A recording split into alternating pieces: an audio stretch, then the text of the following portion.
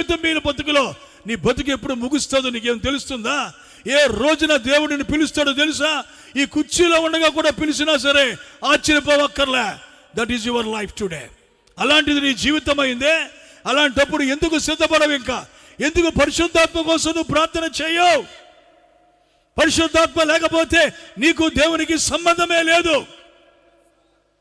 వాక్యాన్ని పట్టుకొని కోట్స్ పెట్టుకొని అక్కడ షార్ట్స్ ఇక్కడ షార్ట్స్ పెట్టి, అర్థమైందా, ఆడికి దెబ్బ కొట్టి ఈడికి దెబ్బ కొట్టి, అందుకు కాదు ఈ వాక్యం మనకి. ఈ వాక్యం ఎందుకు ఇచ్చాడు? ఆయన వలె మార్చబడ్డానికి. విలియం బ్రన్నం వర్తమానం చెప్పలే, వర్తమానాన్ని చెప్పాడు, జీవించాడు కూడా. దేవుని స్తోత్రం. He is the best example for this end time message. ఈ చివరి కాల వర్తమానానికి నిజమైన మాదిరి ఈ కాలములో మొదటి పన విలియం బ్రన్నం.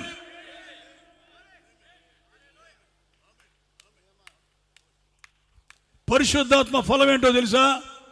ప్రేమ మాత్రమే. నీవు నన్ను, నేను నిన్ను ద్వేషించుకుంటే ఇది వాక్యం